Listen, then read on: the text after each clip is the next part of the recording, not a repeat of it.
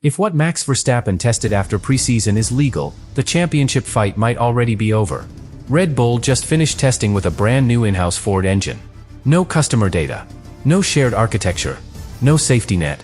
And somehow, the RB22 is running 12 degrees cooler than its rivals. That single number changes everything. Cooler engine means tighter bodywork. Tighter bodywork means lower drag. Lower drag means more top speed, without sacrificing downforce. But that's only the beginning. Because while other teams were suffering energy clipping at the end of the Bahrain straight, the RB22 kept deploying. Full power. No drop. No hesitation. 15 kilometers per hour faster at the end of the straight. Without drag reduction system. And here's the part nobody is ready for.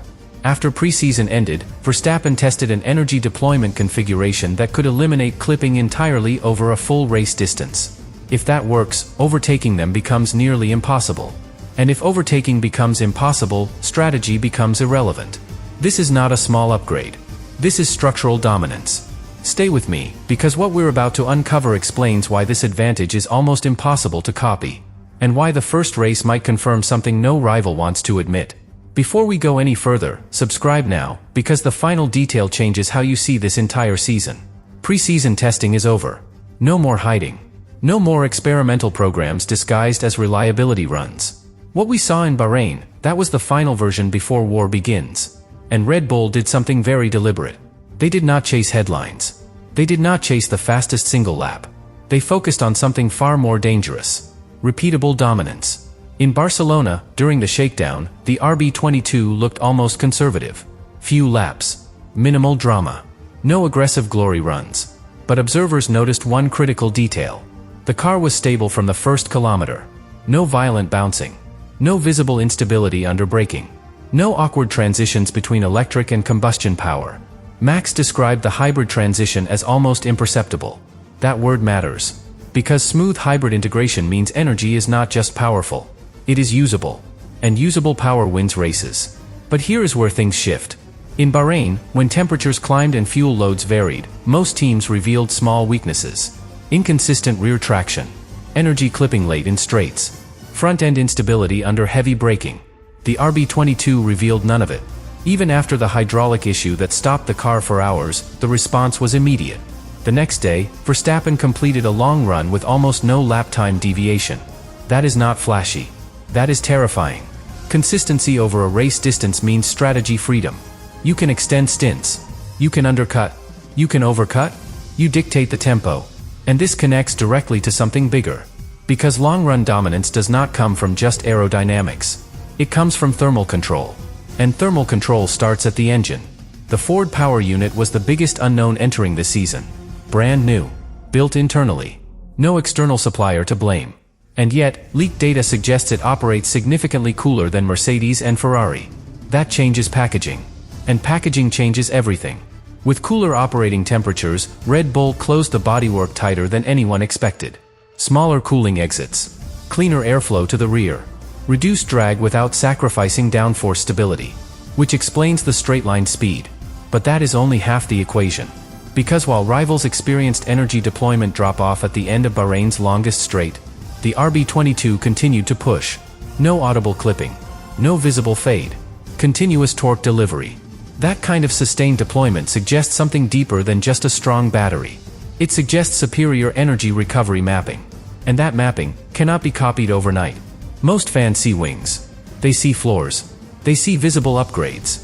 What they do not see is integration philosophy. Red Bull built this chassis and engine as one system. Not separate departments fighting for space. One unified architecture. And when architecture is the advantage, rivals cannot simply bolt on a solution. They would need to rethink the entire cooling layout. The entire hybrid deployment strategy. The entire relationship between aero platform and suspension stability. Which leads us directly to the next critical piece. The braking platform. Because what Verstappen is able to do under braking may be the hidden multiplier in all of this. And that is where this story becomes even more difficult for competitors to solve. Now we arrive at the part that almost nobody is analyzing properly. Braking stability. Because in modern Formula 1, braking is not just about stopping the car. It is about protecting the aero platform. And the RB22 does something under braking that changes everything downstream. Red Bull refined an extreme anti-dive front suspension geometry. When Verstappen hits the brakes at high speed, the nose barely drops. It stays flat, stable, controlled. That might not look dramatic on television, but aerodynamically, it is massive. When most cars pitch forward, the floor angle changes. The airflow underneath destabilizes. Downforce fluctuates. Drivers compensate. They lose confidence. They brake earlier. But when the RB22 stays flat, the floor continues generating consistent load, which allows Max to brake later. Reports suggest up to 10 meters later in heavy braking zones. 10 meters is not a detail. It is the difference between defending and attacking. But here is where this becomes even more strategic. A stable platform also protects the edge airflow along the floor, and that connects directly to the so-called vortex generators spotted in Bahrain. Complex aerodynamic structures along the floor edge, designed to create rotating air structures. Those vortices act like a seal. They prevent turbulent air from the rear tires from entering the floor. Engineers describe it as creating a pneumatic skirt. Not mechanical, not visible, but powerful. And when that seal is stable under braking, you unlock something extraordinary. You can run the car slightly higher. Higher ride height reduces porpoising risk, reduces floor wear, reduces stress, which increases reliability across race distance. Everything loops back to sustainability of performance. And now think about the integration again. Cooler engine, tighter bodywork, lower drag, stable braking platform, sealed floor edges, extended energy deployment. Individually, each element is strong. Combined, they become systemic. And systemic advantages are the hardest to break. Because if a rival copies the suspension concept, they still lack the cooling philosophy. If they improve energy recovery, they still lack the aero stability. If they reduce drag, they might overheat. Everything in the RB22 appears calibrated together. Even Verstappen's own comments reflect this. He admitted the car is not the most enjoyable in slow corners. He described it as heavier, demanding. But then he emphasized something critical. It is fast when it matters. That suggests the car is engineered for outcome, not comfort. Built for Sunday, not for sensation. And here is where the narrative becomes uncomfortable for rivals. Ferrari may still produce explosive qualifying laps. Mercedes may still evolve rapidly. But neither can redesign their entire architecture mid-season. The Ford integration was planned years ago. Cooling ducts shaped around combustion philosophy. Energy recovery mapped alongside chassis stiffness. Suspension geometry aligned with floor behavior. You cannot retrofit that in a few months. And this leads directly to what Verstappen reportedly tested after preseason ended. Not more peak horsepower. Not aggressive qualifying modes. He tested extended deployment curves, stretching electric torque deeper into long straights, reducing energy drop-off completely. If that system functions as intended under race conditions, clipping disappears. And when clipping disappears, straight-line vulnerability disappears with it. That means overtaking them requires either massive tire advantage or strategic miracle. Because you cannot outdrag a car that is already the most efficient. And you cannot outdeploy a car that never runs out of electric boost. Now the stakes become clear. If the hydraulic issue was truly isolated, if operational reliability stabilizes, then what we are witnessing is not a small performance edge. It is a foundation. And foundations win championships long before rivals understand what they are chasing. But there is still one final layer to uncover. One subtle behavior during testing that suggests Red Bull might be hiding even more pace.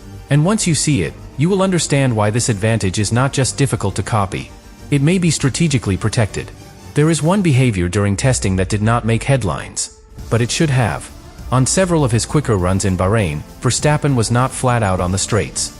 Telemetry overlays suggested slight lifting before braking zones. Subtle, almost invisible, but measurable. Now ask yourself a simple question. Why would a team that looks this strong hide top speed? Because showing full pace before the first race invites reaction. Technical directives, political pressure, aggressive development responses. Red Bull has lived through that before. So instead of proving dominance in preseason, they controlled perception. They allowed Ferrari to take the simulated glory runs. They let headlines focus on single-lap pace, while quietly refining long-run data. And this is where it becomes strategic. If your advantage comes from peak horsepower, you want to show it. If your advantage comes from architecture, you protect it. Because architecture cannot be protested easily. It cannot be outlawed overnight. It is buried in cooling paths, in hybrid calibration, in suspension kinematics, invisible to cameras. Now connect this with what happened after testing officially ended. Private simulator sessions, correlation work, Energy deployment refinement. Not searching for raw power. Searching for extension. Stretching electric torque just a fraction longer down the straight. Even a small increase in sustained deployment changes overtaking math. Imagine you are chasing the RB22. You exit the final corner within half a second. You activate drag reduction system. You deploy everything. But the Red Bull in front never loses electric boost. No clipping. No drop. The speed delta never grows enough. You arrive at the braking zone, still behind. And remember what we already established. Under braking, the RB22 remains flat, stable, late on the brakes. Which means even if you are close, you cannot outbrake easily. So now the advantage compounds. Top speed protection. Late braking defense. Low degradation over distance. And suddenly strategy windows close. Undercuts become harder. Overcuts become ineffective. Because their pace does not fall away. This is how dominance really begins. Not with one spectacular lap, but with layers of small advantages that stack.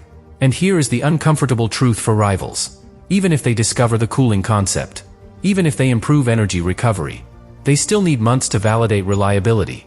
Red Bull already passed the first stress test. Yes, there was a hydraulic issue, but it was operational, not structural.